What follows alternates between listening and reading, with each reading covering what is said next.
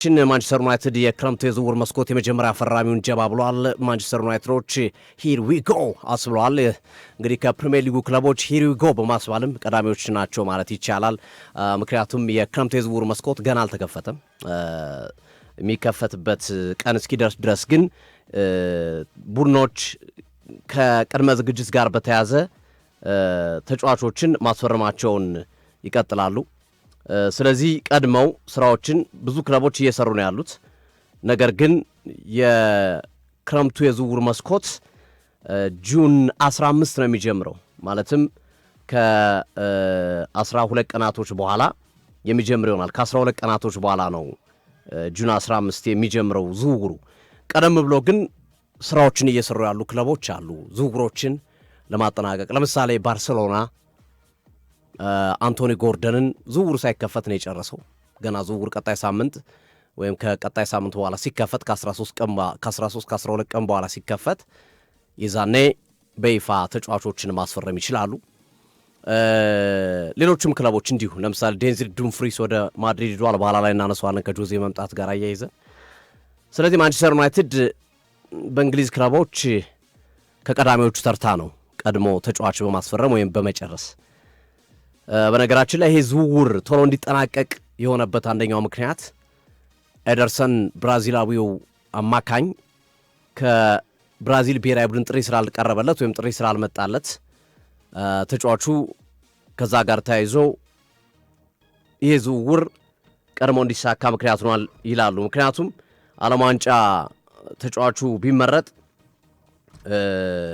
ለብራዚል ጊዜያቶችን የመጠበቅ ግዴታ ወይም ፕሮሰሶቹ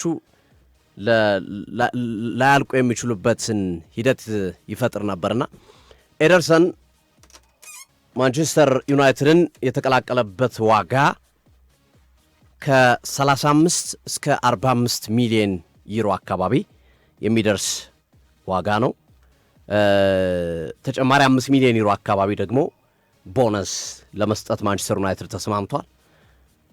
በዚህ ሂደት ነው ተጫዋቹን ማንቸስተር ዩናይትድ ከአትላንታ ለማስፈረም ስምምነት ላይ የደረሰው። ቀያዮቹ ሰይጣኖች ማንቸስተር ዩናይትዶች በክረምቱ የዝውውር መስኮት በትንሹ 3 አማካኞችን ያስፈርማሉ ተብሎ ይጠበቃል። 3 ከ3ቱ የመጀመሪያው ኤደርሰን ሆኗል ማለት ነው። ከዚህ በኋላ እነማን ይሆናሉ በኋላ ላይ እናየዋለን። ኤደርሰን በጣም አስገራሚ ቁጥር አለው የተጫዋች። በአትላንታ በቆየባቸው ያለፉት 4 ዓመታት ያመለጠው ጨዋታ 10 ብቻ ነው። 10 ጨዋታ ብቻ ነው ያመለጡት በጉዳት ምክንያት። እንደሚታወቀው ማንቸስተር ዩናይትድ እንደ ብሩኖ ፈርናንዴዝ አይነት ጉዳት ብዙም የማያጠቃቸው አይነት ተጫዋቾች ያለበት ክለብ ነው። የጉዳት ስቶሪያቸው የጉዳት ታሪካቸው አነስተኛ የሆነ እና ሌላ ተጨማሪ የጉዳት ታሪኩ አነስተኛ የሆነ ወይም ብዙ ጉዳት የማያጠቃው ተጫዋች ነው ኤደርሰን ወደ ማንቸስተር ዩናይትድ የመጣው የአማካይ መስመር ተጫዋች። ከዚህ በፊት በማኑኤል ኡጋርቴ ማንቸስተር ዩናይትድ አንዱ ከሚተችበት ነገር መካከል የአቋምና የብቃት ጉዳይ ብቻ ሳይሆን ኡጋርቴ የጉዳትም ተደጋጋሚ ጉዳቶች የሚያጠቁት 2-3 ጨዋታ ተጫውቶ እንደገና መልሶ የሚጎዳ አይነት ተጫዋች መሆኑም ሌላኛው ምክንያት ነበረ። በዋነኝነት የብቃቱ ጉዳይ እንዳለው ሆኖ ማለት ነው። እንደ ኤደርሰን አይነት ተጫዋቾች እንደዚህ አይነት የጉዳት ታሪክ የላቸውም። በብራዚል ብሔራዊ ቡድን 3 ጨዋታዎችን አድርጓል ኤደርሰን። በአትላንታ 180 ጨዋታዎችን አድርጓል። 26 ዓመቱ ነው። 26 ዓመቱ ነው የተጫዋች። ወደ ማንቸስተር ዩናይትድ መምጣቱን ተከትሎ እስከ 2030 ከ4 እስከ 5 ዓመታት የሚያቆይ ኮንትራትን የፈረመ ሲሆን በሳምንት 75,000 ፓውንድ ደሞዝ ይከፈለዋል። ከብዙ ነገር አንጻር የኤደርሰን ዝውውር ለማንቸስተር ዩናይትድ ለእኔ ጠቃሚ ዝውውር ነው ብዬ ነው የማስበው። ግን ጠቃሚ የሚሆነው ግን ኤደርሰን ማይክል ካሪክና ማንቸስተር ዩናይትድ ሲያመጡ ውስጥ ስንተኛ አማራጫቸው አድርገውን አማካኙ ላይ ያመጡት የሚለው ነው ለእኔ። ኤደርሰንን ቁጥር 1 አማራጭ አድርገው ከሆነ ያመጡት ጥያቄ ያስነሳል። ግን ኤደርሰንን እንደ ሁለተኛ አማራጭ ወይም ከሱ አፕግሬድ የሆነ አንድ ምርጥ አማካይ ካመጡና ኤደርሰን በዚህ ቡድን ውስጥ የሚኖር ከሆነ ይሄ በጣም አሪፍ ስትራቴጂ ነው። በተለይ የቡድኑን ስኳድ ዴፕስ ጥልቀት ከማስፋት አንጻር በቀጣይ ዓመት ማንቸስተር ዩናይትድ እንደ ዘንድሮ ውድድር ዓመት 40 ጨዋታ ብቻ አይደለም የሚጫወተው። ዘንድሮ ማንቸስተር ዩናይትድ 38 የፕሪሚየር ሊግ ጨዋታ፣ አንድ ሊግ ካፕ፣ አንድ ኤፍ ኤ ካፕ ጨዋታ ነው የተጫወተው። በድምሩ 40 ጨዋታ ነው የተጫወተው። በሊግ ካፕ በግሪምስቢ ተሰናበተ፣ በኤፍ ኤ ካፕ በብራይተን። ቀጣዩ ዓመት ግን እንደዛ አይደለም። ግዴታ የሚጫወቱባቸው ለምሳሌ 8 የምድብ ጨዋታዎች አሉ ሻምፒዮንስ ሊግ ላይ። አሸነፈም ተሸነፈም ወደ ቀጣዩ ዙርም አለፈም አላለፈም ተጨማሪ ናቸው እነዚህ 8ቱ ጨዋታ። ሊግ ካፕ፣ ኤፍ ኤ ካፕ እርግጠኛ ነኝ እንዳለፈው የውድድር ዓመት በአንድ ዙር የሚወጣ አይደለም። ቀጣይ ዓመት ማንቸስተር ዩናይትድ ጥሩ ተፎካካሪ ሆኖ ለመጨረስ የሚሞክርበት ነው። ከቻለም ዋንጫ ለማንሳት፣ ካልሆነ ቢያንስ ከ1 እስከ 3 ካሉት ዘንድሮ በጨረሰበት ቦታ ለመጨረስ እንደሚጫወት ገምታለሁ። በዚህ ልክ ከተመለከት ነው ኤደርሰን የመጣው እንደ ሁለተኛ አማራጭ ነው ከሆነ ማንቸስተር ዩናይትድ በጣም ቤስት አማራጭ ነው። አንደኛ ከደሞዙ አንጻር ቅድም እንዳነሳሁት 73,000 ፓውንድ የሚከፈለው ከ73 እስከ 75,000 ፓውንድ በጣም ትንሽ ገንዘብ ነው። ለካዝሜሮ ስንት ነው ሲከፍሉ የነበሩት? 300 ምናምን ሺህ ፓውንድ 350 ሺህ ፓውንድ አካባቢ። ስለዚህ የዚህ ተጫዋች ደሞዝ ብቻ ሳይሆን በቀጣይም የሚመጡትን አማካኞች 2-3 አማካዮች ቢጨመሩ እንኳን የካዝሜሮ ደሞዝ ብቻ የእነሱን የመክፈል አቅም ሊኖረው ይችላል። በአብዛኛው በካዝሜሮ ደሞዝ ሌሎቹን መክፈል ይችላሉ። ስለዚህ ኤደርሰን ከሳንድሮ ቶናሊ ወይም ከኤሊዮት አንደርሰን አሊያም ከኦሪየል ቹዋሚኒ ከመጡ ማለት ነው ከእነዚህ ተጫዋቾች ሰከንድ አማራጩ ነው ለሊግ ካፕ፣ ለኤፍ ኤ ካፕ እና ሮቴሽን ሲፈልጉ ለሮቴሽን የሚጠቀሙበት ተጫዋች ብለው ታሳቢ አድርገው ከሆነ ያመጡት በጣም ቤስት ምርጫ ነው። ከዋጋውም አንጻር አሁን ዋጋው ቫሪ ያደርጋል ወይም ይለያያል። አንዳንዶች 35 ይላሉ፣ አንዳንዶች 40 ይሉታል፣ አንዳንዶች 45 ያደርሱታል። ዝሮ በእነዚህ ሬንጅ ውስጥ ኤደርሰንን ማግኘት በጣም ጠቃሚ ነው። ሌላው ዕድሜው ነው፣ 26 ዓመቱ ነው። ብዙ ነገር መስራት የሚችልበት እድል አለ ኤደርሰን። ስለዚህ በጣም ጥሩ ምርጫ ይመስለኛል። ለሁለተኛና ለሶስተኛ አማራጭነት መሆን የሚችል አይነት ተጫዋች ነው ኤደርሰን። አሁን ብዙዎች ስጋታቸው ይገባኛል። ኤደርሰን ቀድሞ ስለመጣ ማንቸስተር ዩናይትድ ሌላ ተጨማሪ ተጫዋች ላያስፈርም ይችላል፣ ወይም ከኤደርሰን አፕግሬድ ያደረገ ተጫዋች ላያስፈርም ይችላል የሚል ስጋት ያደረባቸው አሉ። በእርግጠኝነት ማንቸስተር ዩናይትድ ከኤደርሰን የተሻለ በገንዘብም በብቃትም በምንም የተሻለ ተጫዋች ያመጣል። ቢያንስ አንድ ከ80 እስከ 100 ሚሊዮን ፓውንድ ድረስ የሚያወጣ አማካኝ ያመጣል። 2 ይጨምራሉ። እውነት ለመናገር አጠቃላይ 3 አማካኞችን ነው መጨመር የሚፈልጉት። ኡጋርቴም ይወጣል። ኡጋርቴና ካዝሜሮ ዳይሬክት ሪፕሌስመንት ይሆናሉ ለኡጋርቴና። ለምሳሌ ካዝሜሮ አሁን የታዘበው ካዝሜሮ እንዲተካ የታሰበው ኤደርሰን ነው። ኡጋርቴን ደግሞ ሌላ ተጫዋች የሚተካበት ሂደት ይኖራል። ስለዚህ በማንቸስተር ዩናይትድ ውስጥ ስማቸው እየተያዘ የሚገኙ በርከት ያሉ ተጫዋቾች አሉ። አንደኛው ማቲያስ ፈርናንዴዝ ነው ከዌስትሃም። ማቲያስ ፈርናንዴዝ ከዌስትሃም በማንቸስተር ዩናይትድ የሚፈለግ ተጫዋች ነው። ማቲያስ ፈርናንዴዝን ካገኘ ማንቸስተር ዩናይትድ ከኤደርሰን የተሻለ ጥራት ያለው ተጫዋች ነው፣ ምንም ጥያቄ የለውም። በእንግሊዝ ፕሪሚየር ሊግ የተጫወተ ነው፣ ሊጉን የሚያውቅ ነው። ከሳውዛምፕተን ጀምሮ ታችኛው ሊግ ጀምሮ ራሱን ማሳየት የቻለ ነው። ገና 21 ዓመቱ ነው ማቲያስ ፈርናንዴዝ። ወይም ሳንድሮ ቶናሊን ሊያመጡ የሚችሉበት እድል ይኖራል። ሳንድሮ ቶናሊም ምን አይነት ጥራት ያለው ተጫዋች እንደሆነ ማየት ይቻላል። ያ ቨርሳታይል ነው። 6 ቁጥር ይጫወታል፣ 8 ቁጥር፣ 10 ቁጥር ይጫወታል። አይደክሜ ነው። ምርጥ አማካይ ነው ሳንድሮ ቶናሊ። ኤሊዮት አንደርሰን ወደ ሲቲ የሚሄድ ይመስላል። ከመጣ ለማንቸስተር ዩናይትድ እጅግ ምርጥ ዝውውር ይሆናል። አዳም ዋርተን፣ ባሌባ፣ ኦሪየል ቹዋሚኒ፣ ፍሬዴሪኮ ቫልቨርዴ ከነዚህ ከጠራዋቸው 5 እና 6 ስሞች ቢያንስ አንዱ ማንቸስተር ዩናይትድን ይቀላቀላል። ከጠራዋቸው ውስጥ ማቲያስ ፈርናንዴዝ፣ ቶናሊ፣ ኤሊዮት አንደርሰን፣ አዳም ዋርተን፣ ባሌባ፣ ኦሪየል ቹዋሚኒ፣ ፍሬዴሪኮ ቫልቨርዴ ከነዚህ ውስጥ ቢያንስ አንዱ ይቀላቀላል። ግን ስቲል ማንቸስተር ዩናይትድ እቅድ 3 አማካኞች ማስፈረም ስለሆነ ኤደርሰንን አስፈርሟል። ከዚህ በኋላ 2 ይቀሩታል። ሁለቱን ተጫዋቾች ከነዚህ ውስጥ ከሆኑ ደግሞ አንዱ ምንም ጥርጥር የለውም ከነዚህ ውስጥ ነው። ግን ሁለቱም ከነዚህ ውስጥ ከሆኑ ለምሳሌ ቶናሊና ማቲያስ ፈርናንዴዝን ቢያመጡ ወይም ቶናሊና አዳም ዋርተንን ወይም ቶናሊና ባሌባን ወይም ኦሬል ቹዋሚኒና ቶናሊን አይነት ቢያመጡ ደግሞ ማንቸስተር ዩናይትድ በጣም አስፈሪ ቡድን ይሆናል። ማንቸስተር ዩናይትድ ቤት ባለፈው ዓመት እንደ ክፍተት የምንመለከተው የማንቸስተር ዩናይትድ ቤት ውስጥ ኋላውና አማካኙ አካባቢ የምትተማመንበት አይደለም። ካዝሜሮ ዘንድሮ የተለየ ብቃቱን በማሳየት የተለየ እንቅስቃሴውን በማሳየት ካዝሜሮ ልዩነትን ፈጥሮ ጥሩ ነገር ቢያከናውንም ግን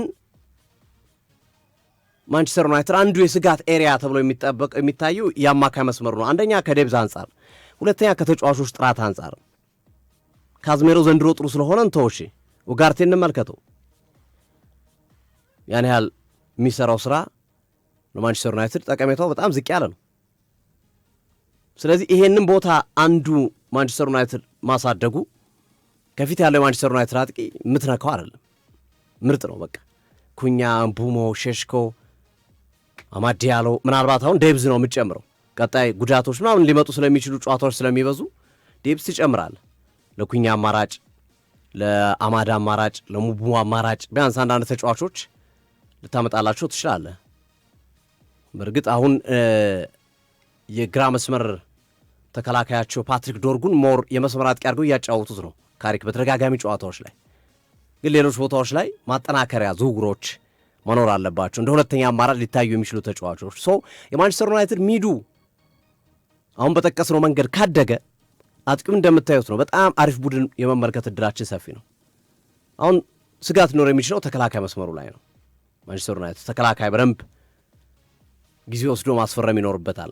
ማንቸስተር ዩናይትድ ውስጥ እንደው ይቅር በቡድኑ ውስጥ መጫወት አለበት ቢባሉ የማንቸስተር ዩናይትድ ደጋፊዎች ከሌዛንድሮ ማርቲኔዝ ውጭ ብዙ የሚመርጡት ተጫዋች አለ አይመስለኝም። ማቲያስ ዲሊት ጉዳት የሚያጠቃው ነው። ሃሪ ማጓየር አንዳንዴ ዞር የሚልበት አይነት ተጫዋች ነው። ዲያጎ ዳሎ ተመሳሳይ ችግር አለበት። የሆነ ጨዋታ አሪፉ ነው፣ ኮንሲስተንሲ ችግር ትመለከትበታል። ናስር ማዝራዊ ጉዳት የሚያጠቃው ተጫዋች ነው።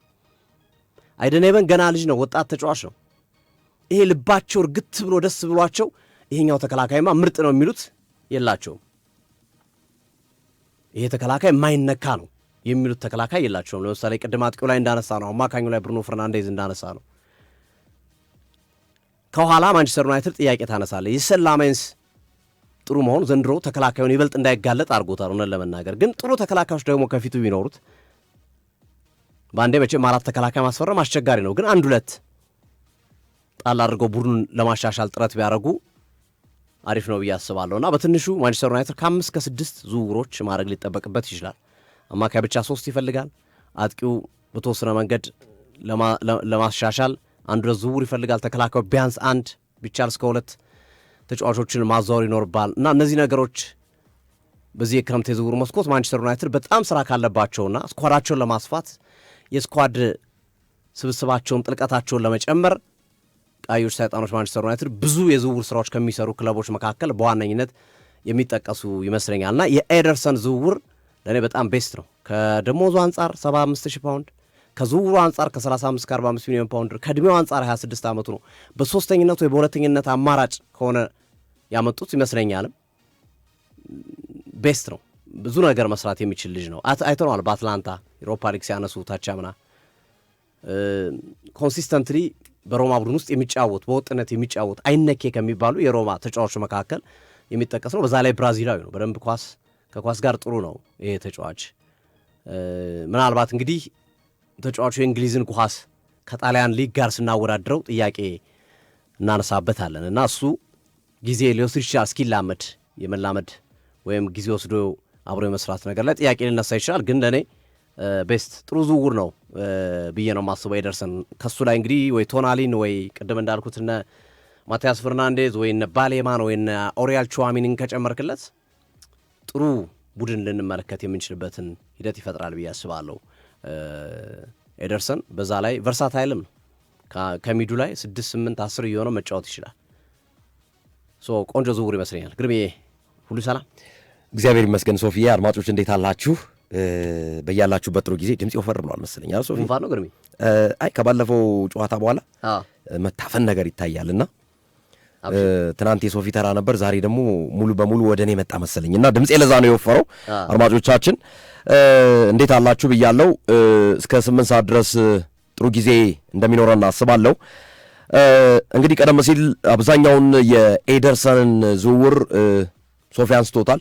በነገራችን ላይ አድማጮች ኤደርሰንና አንደርሰን እንዳይምታቱባችሁ፣ ባለፈው ሳነሳ አንደርሰንን ሳነሳ አይ ኤደርሰን ለማለት ፈልጎ ነው እያላችሁ አንዳንዶች ስትናገሩ አይቻለሁና አንደርሰን ሌላ ነው፣ ኤደርሰን ሌላ ነው።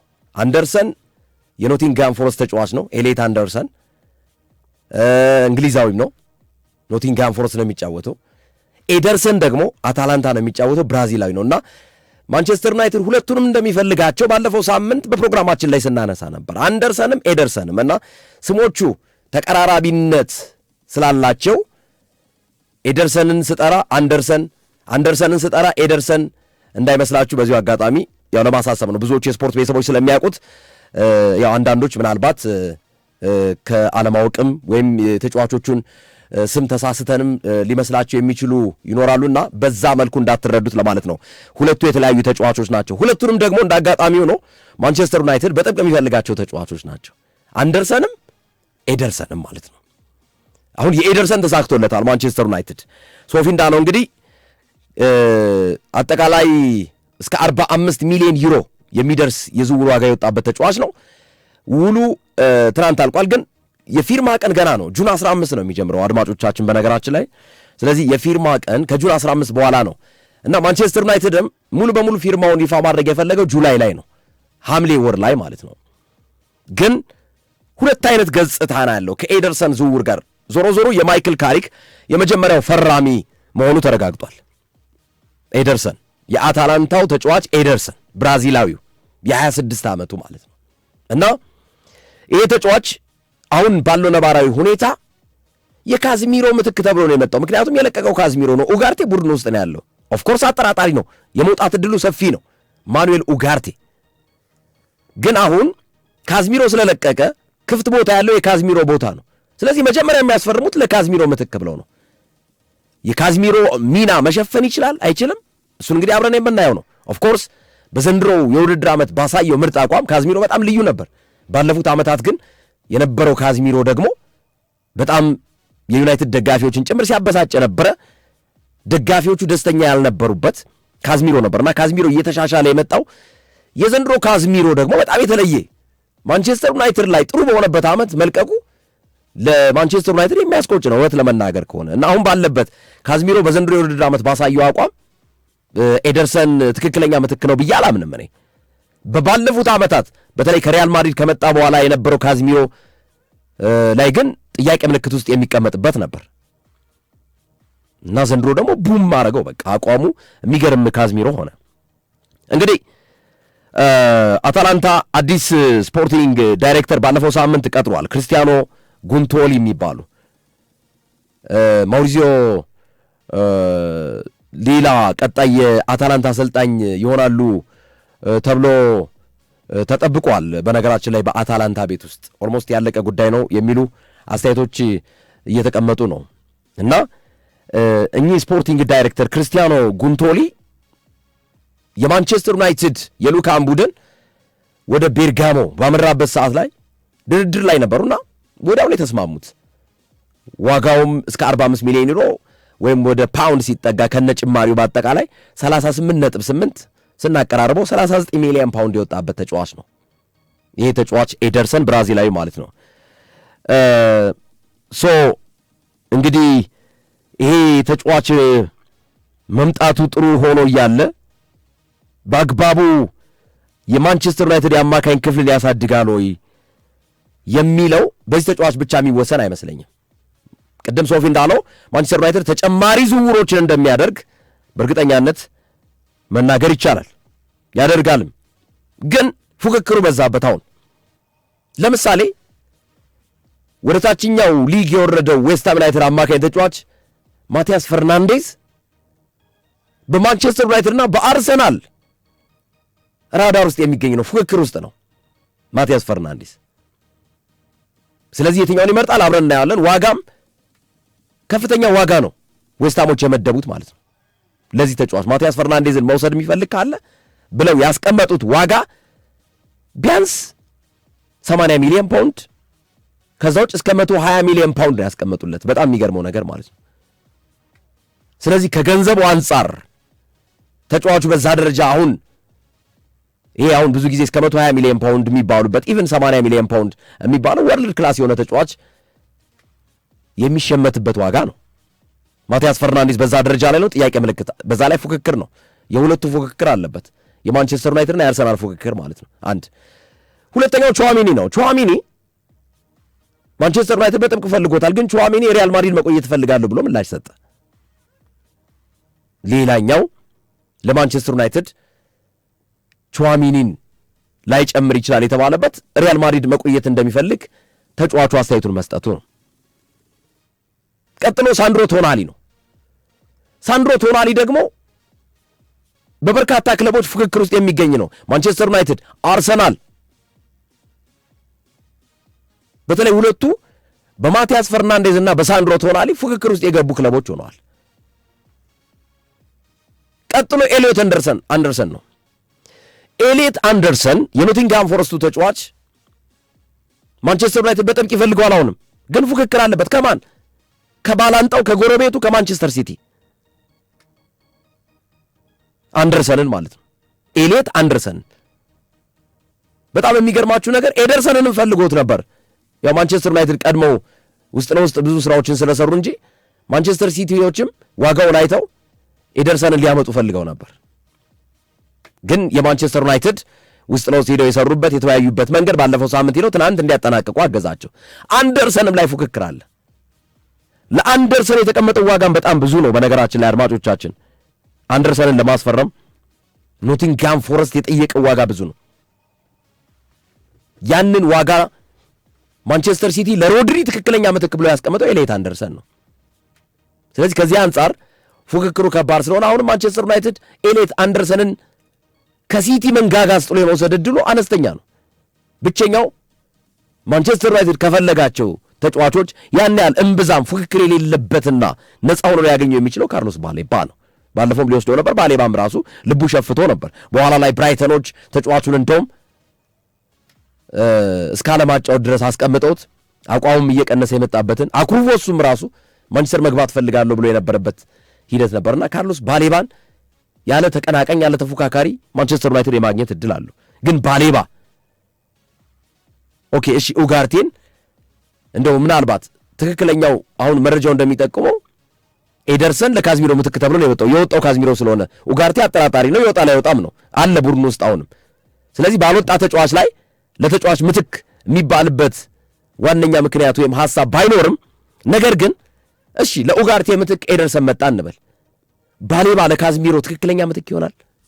ጥያቄው እሱ ነው።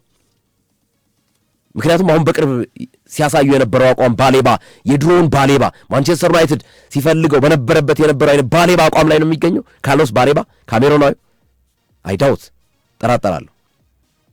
ሌላው ማንቸስተር ዩናይትድ ዞሮ ዞሮ አማካይ እንደሚጨምሩ ማይክል ካሪክ ራሱ አረጋግጧል። በማንቸስተር ዩናይትድ ቤት ቀኝ ተመላላሽ ይፈልጋሉ። ሌላው አጥቂ ይፈልጋሉ። ሌላው ግብ ጠባቂ ይፈልጋሉ። ኦናና ተመልሷል። በነገራችን ላይ ሶፊ ባለፈውም መረጃችን ላይ ለአድማጮች ስንሰጥ ነበር። አንድሬ ኦናና በማንቸስተር ዩናይትድ ቤት ተመልሼ ቋሚ ቦታዬን አስጠብቃለሁ ብሏል። ግን አይመስለኝም። ሰላሜንስ በጣም ምርጥ ብቃት ላይ ነው። በጣም አደገኛ 79 ኳስ እኮ ነው ያዳነው ሶፊ። ምርጥ ዝውውር ተብሎ በፕሪሚየር ሊጉም የተሸለመው ሰላሜንስ ነው። እኛም እዚሁ ተናግረን ነበር። ለእኛ ምርጥ ዝውውሩ ሰላሜንስ ነው ብለን መረጃ ሰጥተን ነበር። እና ኦናና መጥቷል። አልታር ባይንዲር ወደ ቱርክ ይሄዳል። ኦናና ቦታዬን ተፋልሜ ከፍተኛ ትንቅንቅ አድርጌ አስከብራለሁ ብሏል። በውሰቱን ነበር ወደ ትራብዞንስፖር ወደ ቱርክ ሊግ የሄደው። ትራብዞንስፖር ጋር የተርኪሽ ካፕን ዋንጫ አሳክቷል። ዋንጫ አግኝቷል። በእርግጥ እዛ በውሰቱ ልምሄደው ማለት ነው። ግን ኦናና እውነት እንዳለው አስጠብቆ ይቀጥላል አይመስለኝም። ሰላሜንስ ነው። ስለዚህ ኦናናን የሚሸጡት ይመስለኛል። አንድ ግብ ጠባቂ ግን ባይንዲርም ስለሚሄድ የሚያመጡ ይመስለኛል ሐሳቡን ወይም መረጃውን ስንመለከተው ማለት ነው። እና ማንቸስተር ዩናይትድ ኤደርሰንን አስፈርሟል። ግን ኤደርሰን ከኮቢ ሜይኑ ጋር አሁን ኮቢ ሜይኑ ባለበት ወይም ካዝሚሮ በነበረበት አይነት አቋም የሆነ አማካይ ነው ብዬ ግን አላስብም። ቢያንስ ለካዝሚሮ በዚህ ውድድር ዓመት ምርጡን ካዝሚሮ አይተነዋል። የዚህን የምርጡን ካዝሚሮ ትክክለኛ ምትክ ማንቸስተር ዩናይትድ ለማግኘት ከፍተኛ ጥረት ያደርጋል ብዬ አስባለሁ። ትልቁ ችግር የሚሆንበት ፉክክሩ ነው፣ ቅድም ባልናቸው ምክንያቶች መካከል ማለት ነው። ሶፊ የሚጨመር ካለ? ማንቸስተር ዩናይትድ ያው ባለፈው ዓመት ከአውሮፓ ውድድር ውጭ ነው ያጠናቀቀው፣ ግን በበርካታ ትልልቅ ክለቦች ይፈለጉ የነበሩ ተጫዋቾችን ጭምር ዝውውሮችን አሸንፎ ወስዷል። አውሮፓ ውድድር ውስጥ ሳይገባ ሙቡሞ በሊቨርፑል በአርሰናል ይፈለግ ነበረ። ማቲያስ ኩኛ በአርሰናል በሊቨርፑል ይፈለግ ነበረ። ቤንያሚን ሼሽኮ በአርሰናል የሚፈለግ ተጫዋች ነበረ። ብዙ አማራጮች ቀርበውለት በአውሮፓ ሻምፒዮንስ ሊግ የሚጫወተው ኒውካስል ሊያዘዋውረው ፈልጎ የመረጠው ማንቸስተር ዩናይትድ ነው ቤንጃሚን ሼሽኮ። እነ ኩኛ እነ ሙቡሞም ተመሳሳይ ነው። አሁን ማንቸስተር ዩናይትድ አድቫንቴጅ ያለው ይመስለኛል፣ ለድሮ አይደለም። አሁን አውሮፓ እግር ኳስም ገብቷል። በተጨማሪው ደግሞ የአውሮፓ እግር ኳስ ሳይገባ ሲፈለግ የነበረ ክለብ አሁን ይበልጥ ተፈላጊነቱ የሚጨምር ይመስለኛል። ከኤሊዮት አንደርሰን ውጭ ያሉትን ተጫዋቾች ማግኘት የሚችል ይመስለኛል። ኤሊዮት አንደርሰን ከሲቲ ጋር ከመጨረሱ ጋር ተያይዞ ነው። ኤሊዮት አንደርሰን ነው ቀደም ብሎ ያለቀ ነው። ለረጅም ጊዜያቶች ሲደረግ የነበረ ድርድር ነው። ኤሊዮት አንደርሰን ሲቲም 125 ሚሊዮን ፓውንድ ነው። በነገራችን ላይ ሶፊ ላጠናክርልና ሀሳቡን ፎረስት የጠየቀው 125 ሚሊዮን ፓውንድ ነው። ሲቲ ግን በ90 ሚሊዮን ፓውንድ ልውሰድ ብሎ በ90 እየተደራደረ ነው። አዎ እንግዲህ በዚህ መካከል የሚፈጠሩ ክፍተቶች ካሉ ማንቸስተር ዩናይትድ ያን እድል ተጠቅመው ሰብሮ ከገባ አያሳካውም የሚል ግምት የለኝም። የማሳካት እድልም ይኖራቸዋል። ግን እንዳልከው ፉክክሩ አስቸጋሪ ነው። ግን ሳንድሮ ቶናሊ፣ ማቲያስ ፈርናንዴዝን የመሳሰሉ ተጫዋቾችን ማግኘት የሚችሉበት እድል ያለ ይመስለኛል። ኤሊዮት አንደርሰን ከተገኘ በጣም ትልቅ ስኬት ነው። ኤሊዮት አንደርሰን ትክክለኛ ምትክ በቃ ለካዝሚሮ። አንደኛ አሁን ማንቸስተር ዩናይትዶች በብዙ ጊዜ የሚያነሱት የራይስ አይነት ተጫዋች ይፈልጋሉ በቡድናቸው ውስጥ እንደ ዲክላን ራይስ። ኤሊዮት አንደርሰን የዲክላን ራይስ አይነት ባህሪ ያለው ነው። ወደ ማጥቃቱም ይሳተፋል፣ በትክክል መከላከሉ ላይ የሚሰራል እና ለዛ ነው በጣም አጥቆ የሚፈልጉት ሁለቱ የማንቸስተር ከተማ ክለቦች አንደርሰንን እንግዲህ የምንመለከት ይሆናል። ዙሮ ግን በእኔ እምነት ከኤደርሰን ከፍ ያለ ቢያንስ አንድ ተጫዋች ማንቸስተር ዩናይትድ እንደሚያስፈርም እርግጠኛ ሆኖ መናገር ይቻላል ቢያንስ። እሺ አሁን ሶፊ ኤሊዮት አንደርሰንን ከራይቫሉ ከተፎካካሪው ከማንቸስተር ሲቲ ከባላንጣው ጋር ፉክክር የገባበት ተጫዋች ነው። ካሉት ከሳንድሮ ቶናሊም ከማቲያስ ፈርናንዴዝም ከካርሎስ ባሌባም ኤሊዮት አንደርሰን እንደሚበልጥ እንስማማለን ሁላችን በእርግጠኛነት። ማለት የዴክላን ራይስ አይነት ባህሪ ያለው ተጫዋች ነው። ኖቲንግሃም ፎረስትን ቀጥ አድርጎ ይዞ የወጣ ተጫዋች እንደሆነ እናውቃለን። አንደርሰንን ካላገኙ የትኛው ተጫዋች ላይ ነው ለማንቸስተር ዩናይትድ? ቶናሊ ትክክለኛ ለኔ ቶናሊ ነው ብለው ሳንድሮ ቶናሊ ላይ ደግሞ ያለው ፉክክር ከባድ ሆነ። ደግሞ እኮ አሁን ቶናሊም ላይ አሁን ደግሞ ስናየው አርሰናል አለ። ግርም የማንቸስተር ዩናይትድ አሁን ማሸነፍ ይችላል። አሁን ቢያንስ የአውሮፓ እግር ኳስን በእጁ ይዟል። የአውሮፓ እግር ኳስን ሳይዝ እንደዚህ አይነት ተጫዋቾችን ያስፈረመ ክለብ የአውሮፓ እግር ኳስን መያዙ በራሱ ትልቅ አድቫንቴጅ ስለሚሰጠው ፉክክሩ ብዙ አሳሳቢ አይመስለኝም። የተጫዋቾቹ ኢንተረስት ካልሆነ በስተቀር ፉክክሩ ያን ያህል የሚያሳስ ገንዘብም አላቸው። እኔ ግን ማንቸስተር ዩናይትድ ጥርሱን ነክሶ አሁን ሲቲ 90 ሚሊዮን ፓውንድ ነው የተጠየቀው እስከ 125 ሚሊዮን ፓውንድ በፎረስት አንደርሰን ላይ ቢፈጠፈጥ አንደርሰን ላይ የሞት ሽረት ትግል ቢያደርግና በየትኛውም ነገር ብሎ ይህን ተጫዋች ቢወስድ እና ሌላ አማካኝ ባይጨምር በቂ ነው። አንደርሰን፣ ኤደርሰን እና ኮቢ ሜይኑ በቃ መሃሉ ዘጋ ማለት ነው። አሪፍ ይሆናል ብዬ አስባለሁና የሞት ሽረት ትግል አድርጎ ኤሊዮት አንደርሰን ላይ ዩናይትዶች ትኩረት ቢያደርጉ የበለጠ ውጤታማ እንደሚሆኑ አስባለሁ። ስማማለሁ። ምንም ጥያቄ የለውም በኤሊዮት አንደርሰን ላይ። አድማጮቻችን እንግዲህ የማንቸስተር ዩናይትድ የመጀመሪያው ፈራሚ ኤደርሰን መሆኑ ተረጋግጧል። ማይክል ካሪክ የመጀመሪያ ፈራሚያቸው ነው። እንግዲህ ገድ ይሆናል አብረን የምንመለከተው ነው የሚሆነው። በቀጣይ ያሉ ዝውውሮችንም እንግዲህ ከማንቸስተር ዩናይትድ ጋር በቀጣዮቹ ቀናቶችን ማቅረባችን እንቀጥላለን። የሰዓት አጋር በመሆን ከኛ ጋር ቆይታ እያደረጉ የሚገኙ ተቋማት